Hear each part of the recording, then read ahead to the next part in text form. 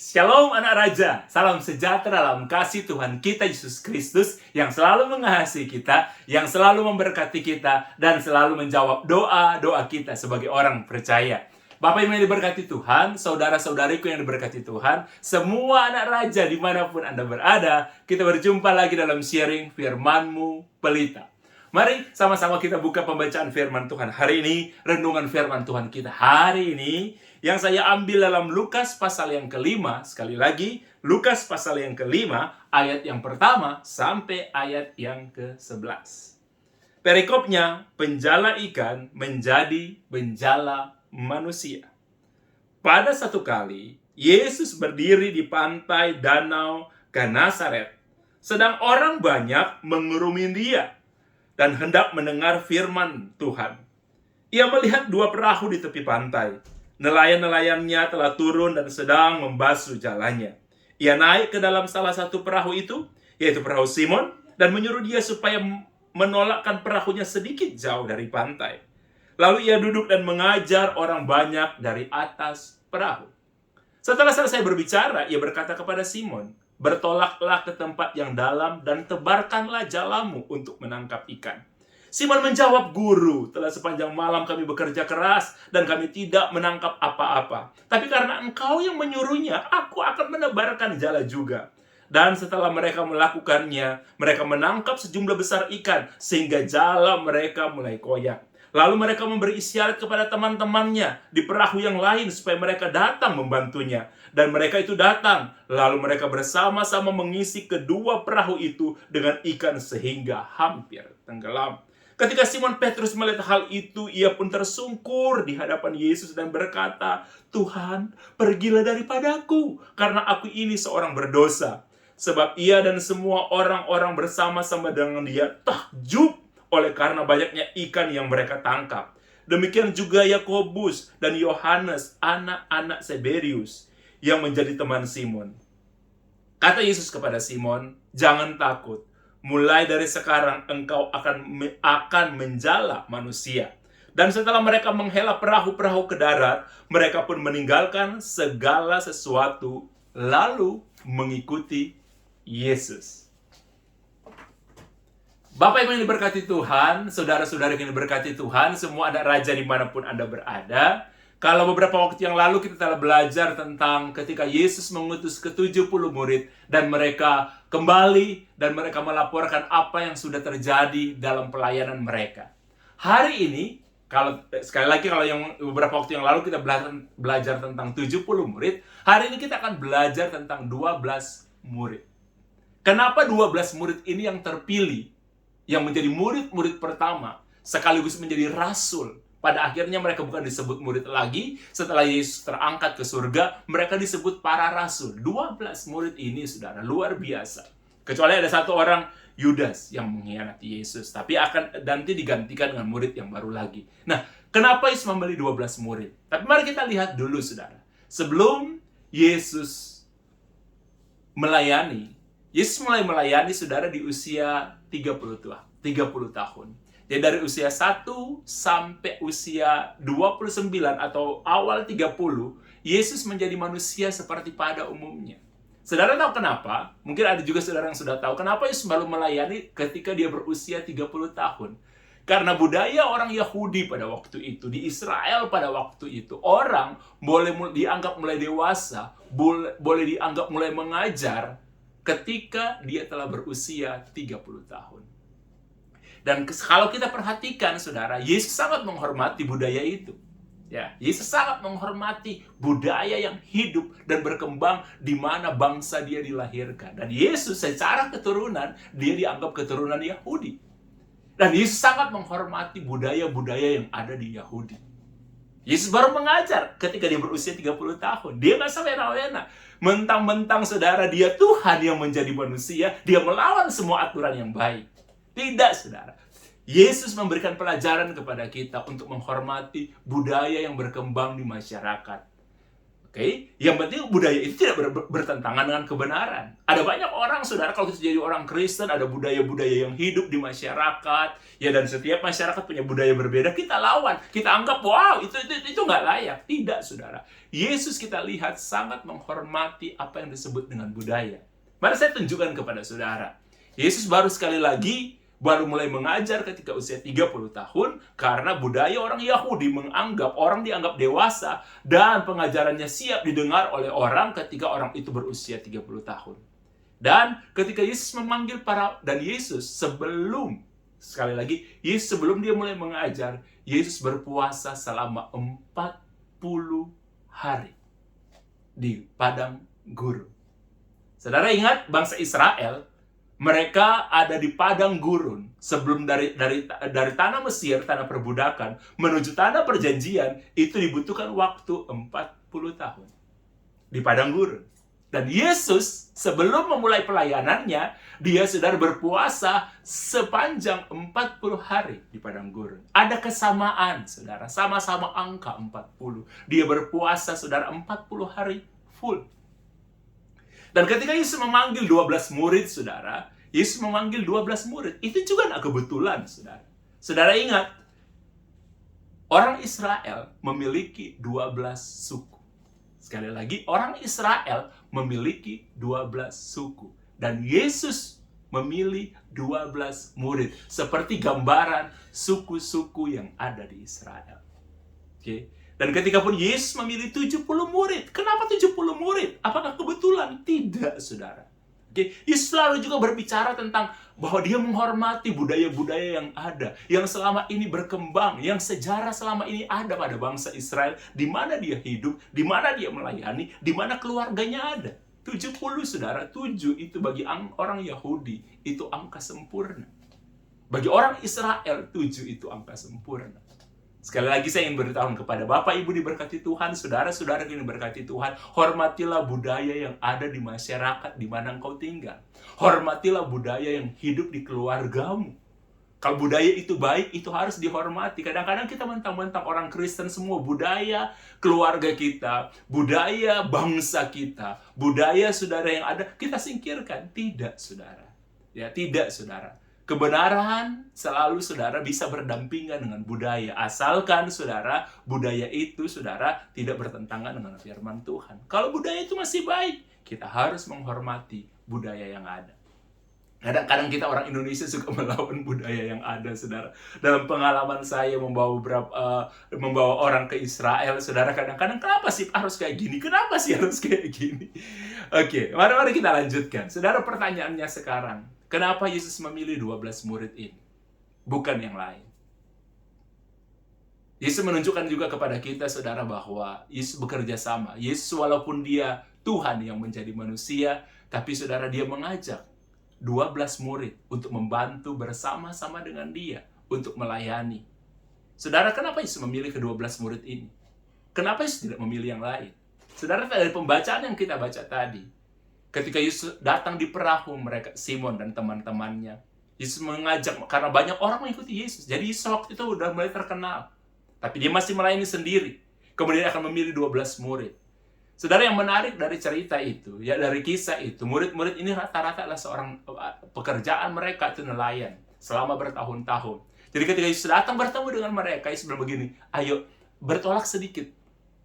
Ya kan? Supaya dia bisa melihat setiap orang yang ada dan dia bisa mulai mengajar. Dan Yesus mulai mengajar orang-orang itu.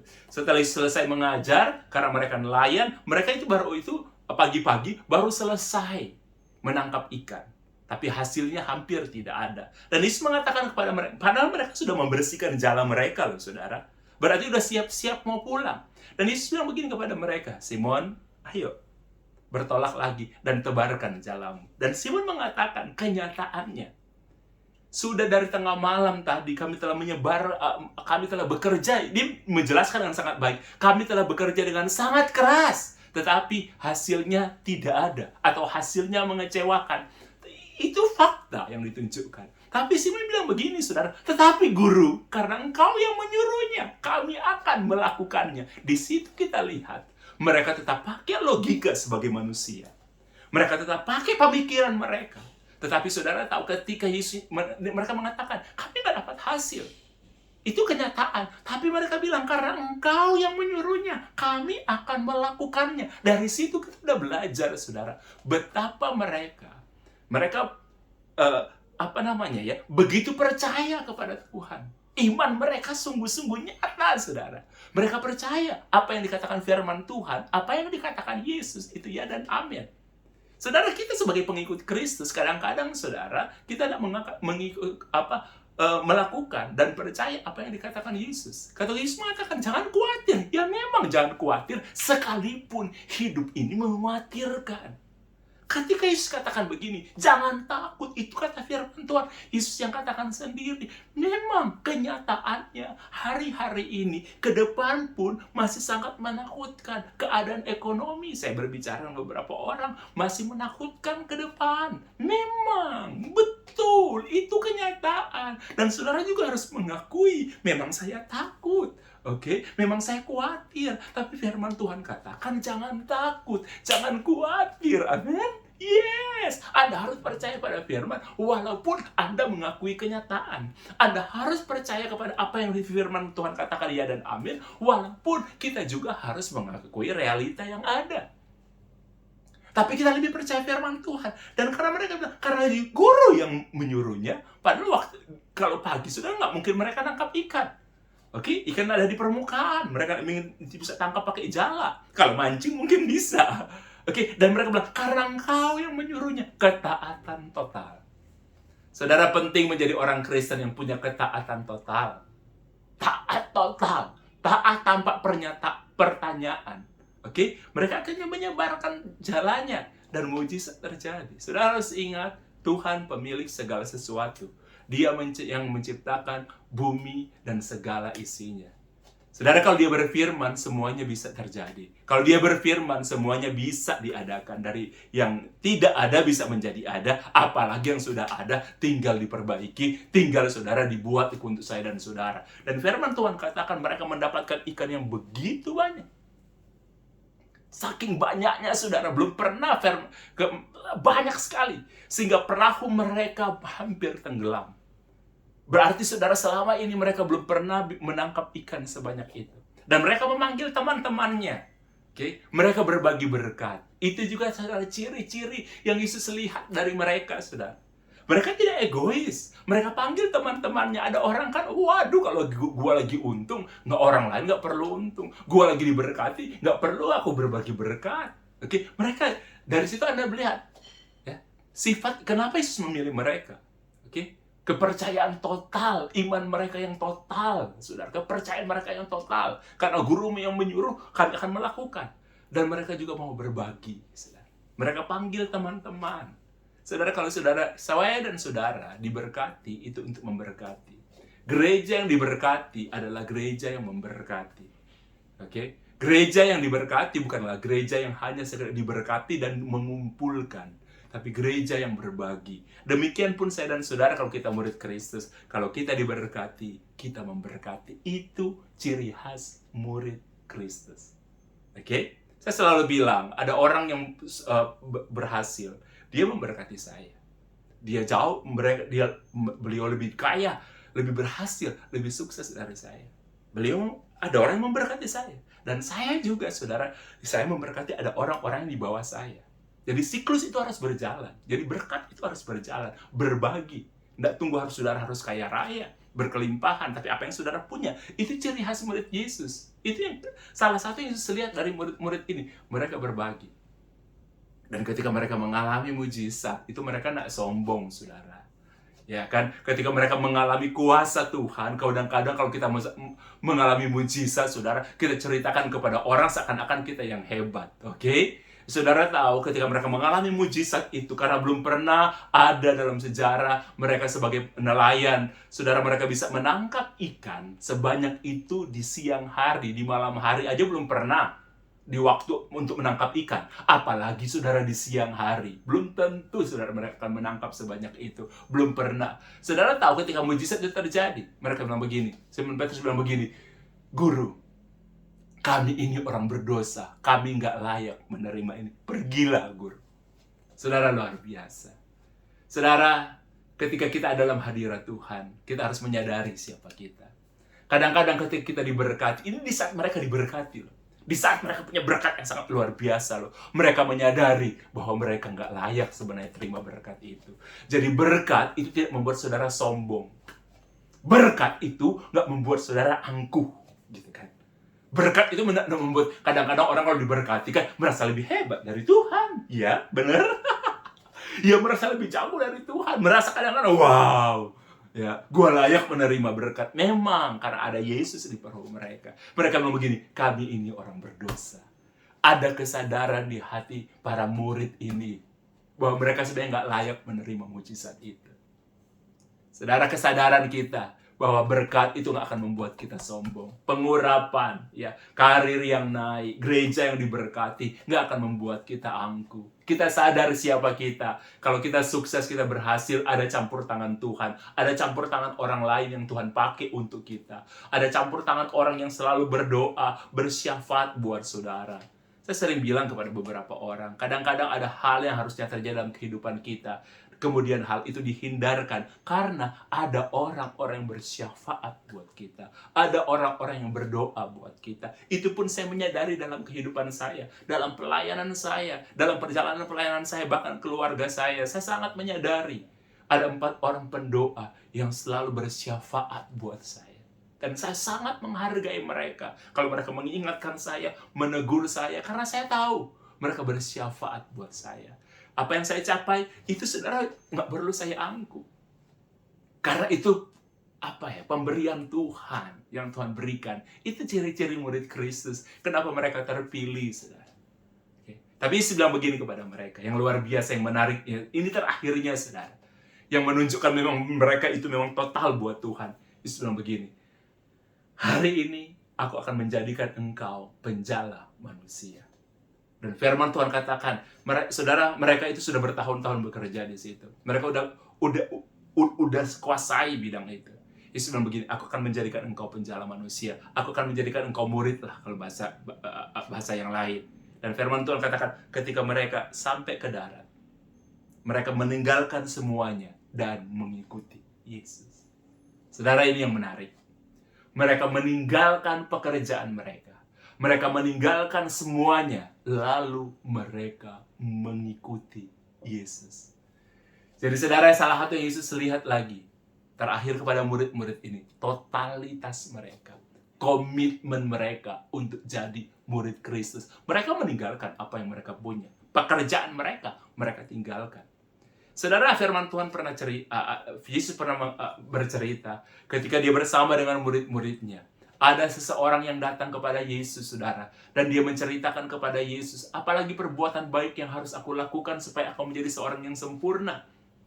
Yesus katakan, jangan berzinah, jangan mencuri, dan lain sebagainya. Apa yang dikatakan, ya, kebenaran yang hidup di masyarakat Yahudi pada waktu itu. Dan orang muda ini mengatakan, saya sudah melakukan semuanya lagi. Saya sudah melakukan semuanya itu. Apalagi?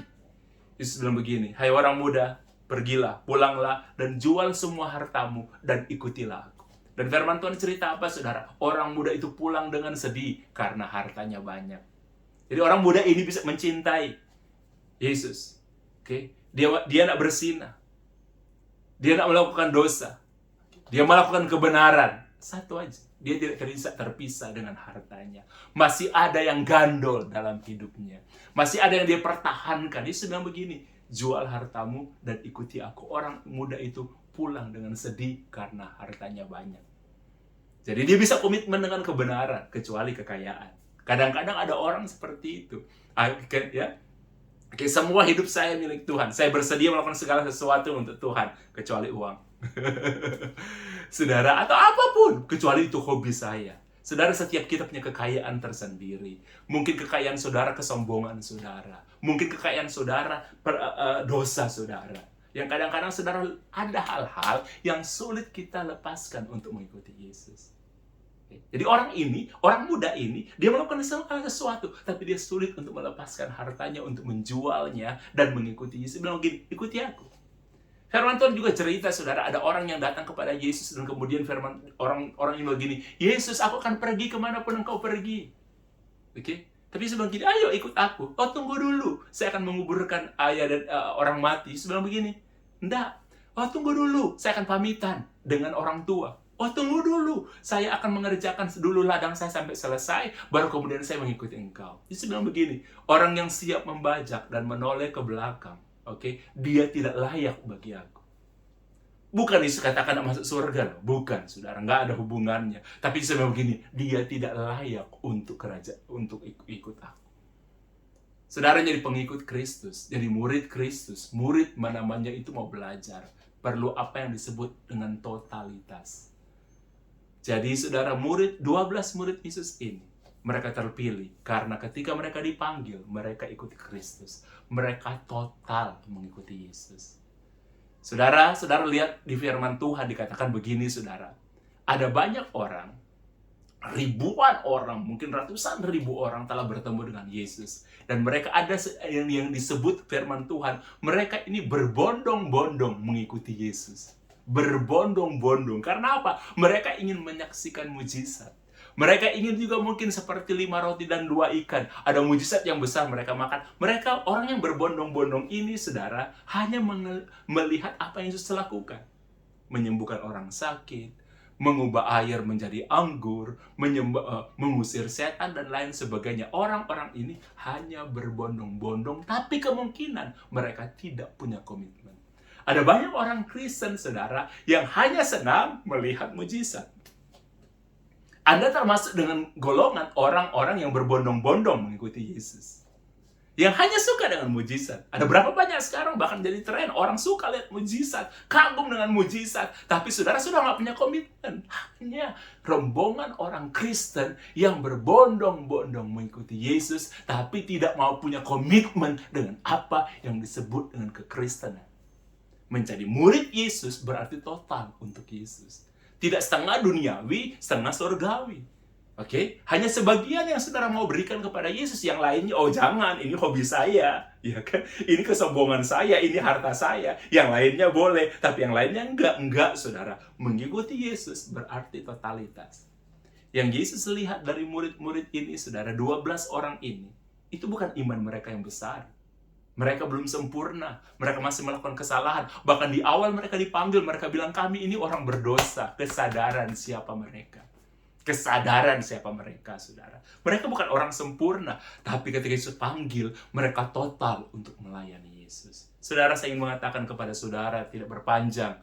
Mari kita jadi orang Kristen yang total. Ketika Anda menjadi orang Kristen, jadilah murid. Murid itu berarti saudara mau belajar. Bukan berarti saudara dan saya langsung sempurna. Murid-muridnya pun kita pernah tahu. Petrus pernah saudara mengkhianati Yesus. Mereka kocar-kacir ketika Yesus disalibkan. Sekian tahun mereka, 3,5 tahun mereka mengikuti Yesus. Tapi saudara lihat komitmen mereka. Komitmen mereka. Setelah akhirnya Yesus bangkit, Yesus kumpulkan mereka lagi. Yesus bertemu dengan mereka lagi. Sampai Yesus naik ke surga, mereka mengikuti bersama-sama dengan Yesus. Yesus bilang begini, pergilah kamu ke seluruh dunia, jadikan semua bangsa muridku. Baptislah mereka dalam nama Bapa, Putra, dan Roh Kudus. Dan ingatlah, aku menyertai kamu sampai kesudahan zaman. Mereka pernah gagal, mereka pernah hancur. Tapi komitmen mereka ketika Yesus dibangkitkan, mengumpulkan mereka kembali, saudara, mereka itu berkumpul lagi. Saudara boleh gagal, saudara boleh hancur dalam hidup ini. Saudara mungkin hampir kehilangan iman saudara.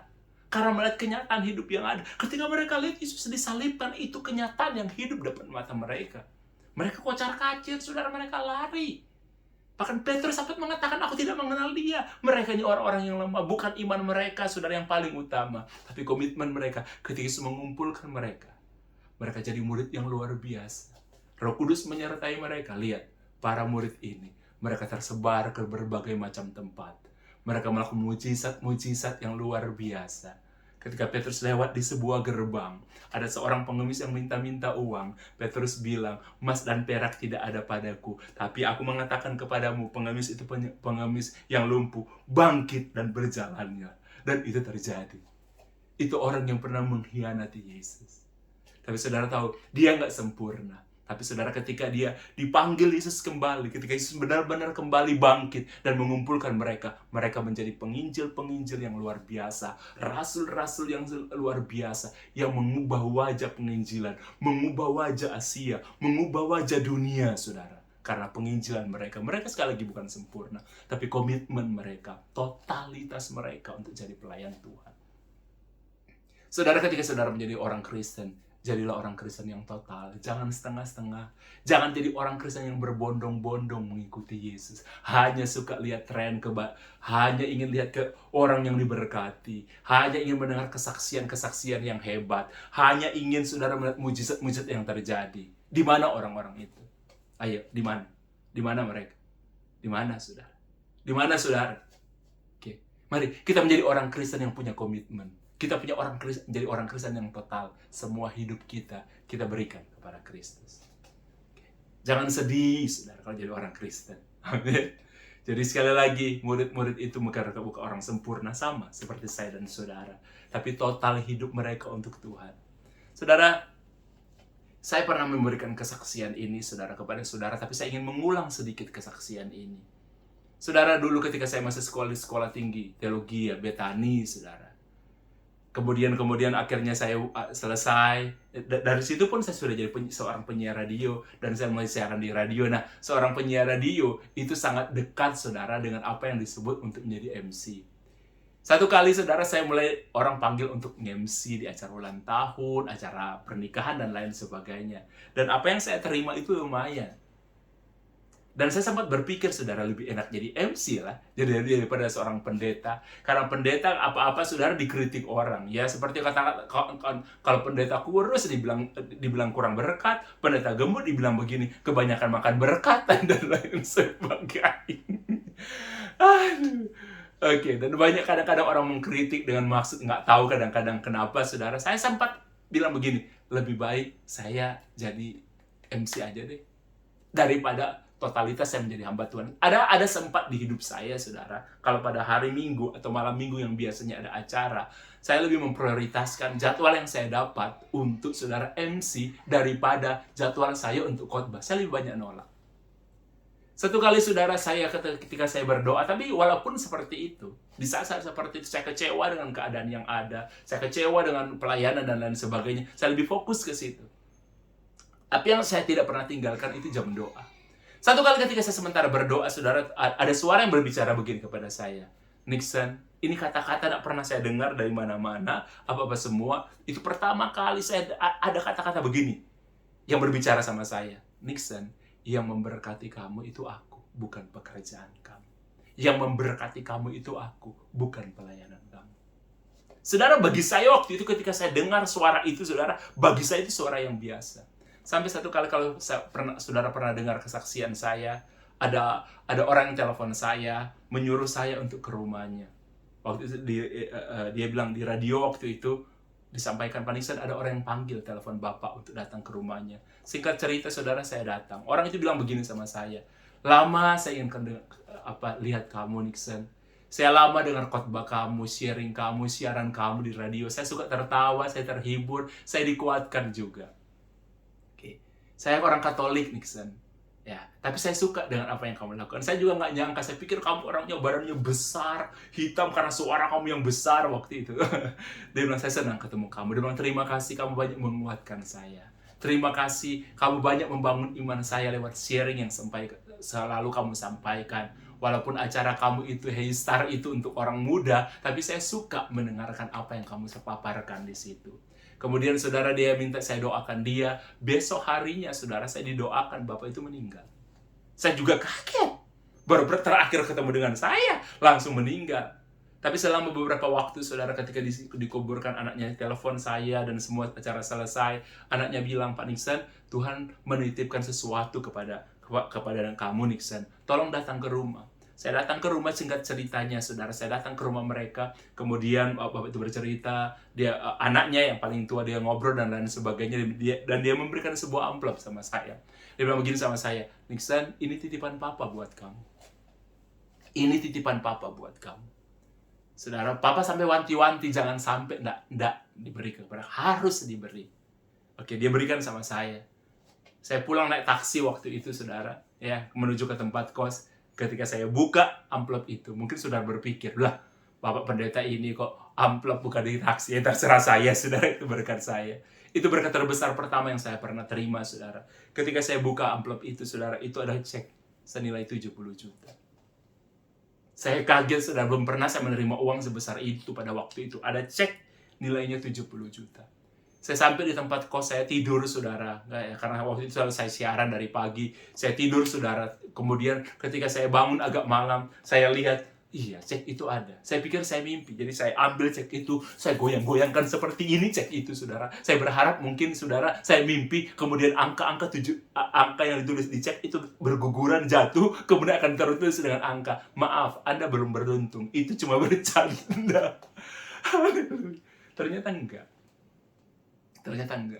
Saya berlutut, saudara. Saya lihat cek itu. Saya berlutut. Dan saya kembali teringat dengan kata-kata itu. Yang bilang sama saya, Nixon, yang memberkati kamu, itu bukan pekerjaan kamu. Yang memberkati kamu bukan pelayanan kamu. Yang memberkati kamu itu Tuhan. Yang memberkati kamu itu aku. Dari situ saya ambil komitmen, saudara. Saya meninggalkan semuanya. Dan saya mau komitmen jadi hamba Tuhan full. Apapun yang terjadi. Karena saya dipanggil untuk menjadi hamba Tuhan. Saya full, saudara. Kadang-kadang saudara berpikir juga bagaimana ya untuk punya ini. Tapi sampai hari ini saya lihat Tuhan memberkati. Tuhan selalu menyediakan apa yang kita butuhkan. Dia gak pernah meninggalkan kita. Kalau kita bisa meninggalkan Tuhan, kita bisa salah, tapi Dia tidak pernah meninggalkan kita. Bapak yang mau diberkati Tuhan, mari kita menjadi orang Kristen yang komitmen. Mari kita menjadi orang Kristen, saudara, yang total dengan Tuhan. Terakhir saya ingin menceritakan satu cerita kepada saudara tentang seorang misioner, tentang seorang Kristen.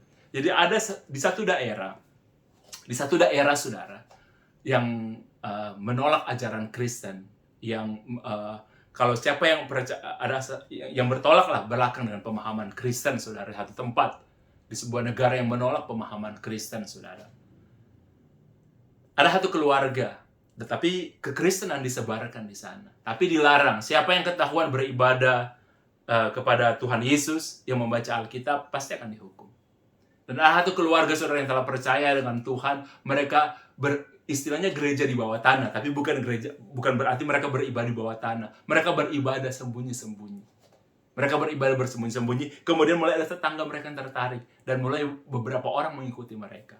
Sampai akhirnya, saudara, satu kali ketahuan ada seorang pria, seorang bapak, saudara, dengan istri dan anak-anaknya yang merupakan pemimpin kelompok itu. Kemudian, saudara, petugas datang ke rumah mereka, menangkap suaminya, kemudian dibawalah suaminya ke penjara. Kemudian beberapa hari kemudian, saudara, bapak ini pulang ke rumah. Dia pulang ke rumah, kemudian istri dan anak-anaknya tanya, "Loh, kenapa kamu pulang? Apakah ada mujizat sehingga akhirnya para petugas itu melepaskan kamu?" Dia bilang, "Oh tidak. Saya dicambuk berhari-hari. Saya dipukul berhari-hari. Makanya coba kalian lihat keadaan saya seperti ini. Terus akhirnya kamu dibebaskan." "Iya, saya dibebaskan." "Kenapa kamu dibebaskan?" Mereka tanya, "Pak, kenapa Papa dibebaskan?" Istrinya bertanya, "Sayang, kenapa kamu akhirnya dibebaskan?" Dia bilang, "Mereka menuntut saya untuk mengatakan, dari mulut saya harus mengatakan, Yesus bukan Tuhan dan Juru Selamat. Yesus adalah manusia biasa. Dan saya disuruh untuk melemparkan Alkitab dan menginjak-injak Alkitab. Saya tidak mau melakukan itu. Karena bagi saya murid Kristus, saya sudah melayani Kristus, saya akan komitmen seumur hidup. Tapi pada akhirnya, kenapa akhirnya saya mengkhianati Yesus? Saya mengatakan Yesus bukan Tuhan, Yesus bukan Juru Selamat, Dia manusia biasa, dan saya menginjak Alkitab. Kenapa? Kalau saya dipukul, saya tahan. Kalau saya dianiaya, saya tahan. Saya dicambuk berhari-hari, saya tahan. Tapi ketika mereka mengatakan, "Oke, kalau kamu tetap dengan penderian kamu, besok kami akan datang di keluarga kamu. Kami akan mengambil istri dan anak-anak kamu. Kemudian kamu akan mendapatkan perlakuan seperti apa yang kamu terima hari ini." Itu yang saya tidak tahan. Saya tidak bisa melihat kamu, sayang, kepada istrinya dan kalian kepada anak-anak mendapatkan perlakuan seperti apa yang mereka perlakukan kepada saya. Saya nggak bisa kalian dianiaya. Istri dan anaknya menangis. Mereka memeluk papanya. Dia memeluk suaminya. Mereka bilang, "Yesus mati di kayu salib untuk dosa-dosa kita. Dia dianiaya sampai mati di kayu salib." Ingat, Stefanus pun demikian. Stefanus mempertahankan kebenaran, menyuarakan kebenaran. Dia dilempar dengan batu sampai dia mati. Tapi dia tetap melihat Yesus, bahwa dia lihat, aku melihat Yesus, aku melihat Tuhan di takhta. Istri dan anak-anaknya bilang begini, ayo, kamu kembali ke sana dan mengatakan, saya keliru. Oke, saya salah. Saya mau ambil komitmen lagi untuk mengatakan Yesus adalah Tuhan dan Juru Selamat. Istri dan anak begini, dia bilang begini, nanti kalian dianiaya juga, kalian diculik. Mereka bilang begini, gak apa-apa. Kalau kami harus mati bagi Kristus, kami berani daripada engkau harus mengkhianati iman. Dan ternyata saudara benar, mereka mendorong istrinya mendorong suaminya. Mereka bilang gak apa-apa. Kita percaya Yesus. Anak-anak bilang gini, Pak, jangan. Kita dianiaya gak apa-apa. Yang penting tetap Yesus adalah Tuhan dan Juru Selamat. Dan apa yang terjadi, saudara? Suaminya ini kembali. Dan dia mengatakan demikian. Saya mencabut pernyataan saya yang kemarin. Yang mengatakan Yesus hanya manusia dan bukan Tuhan dan Juru Selamat. Saya mengatakan kepada Anda percaya atau tidak. Tapi iman saya percaya Yesus adalah Tuhan dan Juru Selamat. Dan dia ambil Alkitab yang sudah dia buang, saudara, dia pegang lagi. Mereka bilang, oke, kalau kamu seperti itu, kamu akan dianiaya, dan istri dan anakmu juga akan kami ambil dari rumah, dan akan menerima penganiayaan yang seperti ini. Saudara, dia bilang tidak apa-apa. Dan pada akhirnya istri dan anak-anaknya itu ditangkap, saudara. Dibawa di penjara bersama-sama dengan dia. Dan mereka bilang, kami akan mengeksekusi mati istri dan anak-anak. Dia melihat istri dan anak-anaknya, mereka bilang, gak apa-apa. Mereka menangis, gak apa-apa. Dan ketika hari eksekusi itu tiba, istrinya dan anak-anaknya, mereka dipaku seperti Tuhan Yesus. Kemudian saudara ditembak. Satu-satu. Mulai dari kaki, kemudian tangan, kemudian bagian tubuh mereka. Dan mereka sangat tersiksa. Mulai dari istrinya, anaknya pertama, sampai anaknya yang kedua. Dan dia menyaksikan itu dengan mata kepala sendiri. Dan dia tidak diizinkan untuk menutup mata setiap penembakan itu terjadi. Dan tapi saudara tahu, setiap dia teringat, ayo, hianati, katakan Yesus bukan Tuhan, tapi hanya manusia. Tapi ketika dia lihat tembakan itu dibunyikan lagi, ditembakkan kepada istri dan anak-anaknya, setiap dia lihat itu, dia ingin dan kata-kata itu, ayo, katakan Yesus bukan Tuhan, Yesus hanya manusia. Dia lihat anaknya ketika ditembak. Mereka menangis kesakitan. Mereka merintih kesakitan. Tapi dia lihat di mata mereka ada sukacita yang sangat besar. Ada kebahagiaan yang sangat besar untuk mempertahankan imannya sekalipun dianiaya. Setia sampai mati. Itu yang disebut komitmen. Sampai akhirnya ke istrinya, anak pertama, anak kedua, dia tetap mempertahankan walaupun dengan air mata, dengan kehancuran yang sangat. Dan akhirnya bapak ini yang ditembak mati. Saudara, cerita itu coba cerita tentang orang-orang yang mati buat Kristus. Oke? Orang-orang saudara, martir-martir yang mati bagi Kristus. Dan cerita semacam itu banyak terjadi di dunia, saudara, bahkan sampai sekarang. Orang-orang yang komitmen dengan Yesus, setia sampai mati. Saudara, kita sekarang saudara hanya setia hidup ini. Harus setia. Mari kita menjadi orang yang komitmen dengan Yesus. Mari kita menjadi orang Kristen, saudara, yang sungguh-sungguh dengan Kristus. Tidak akan meninggalkan Kristus karena jabatan. Tidak akan meninggalkan Kristus karena harta. Tidak akan meninggalkan Kristus karena karir. Tidak akan meninggalkan Kristus, saudara, karena dosa. Tidak akan meninggalkan Kristus, saudara, cuman karena, saudara, organisasi. Saudara mengabaikan kebenaran hanya demi kepentingan organisasi. Saudara menyepelekan kebenaran, saudara tidak menjadi pengikut Kristus yang utuh hanya karena peraturan. Mari kita menjadi orang Kristen yang setia sampai mati, yang komitmen yang total, komitmen yang sungguh-sungguh untuk menjadi murid Kristus. Bukan berarti Anda harus jadi hamba Tuhan, bukan berarti Anda harus jadi pendeta, tapi pengikut Kristus yang total. Anda jadi pengusaha, tapi mengasihi Yesus, jadi pengusaha yang total untuk Kristus. Anda jadi seorang pekerja profesional, tetap jadi pekerja profesional, tapi hidup Anda total buat Kristus.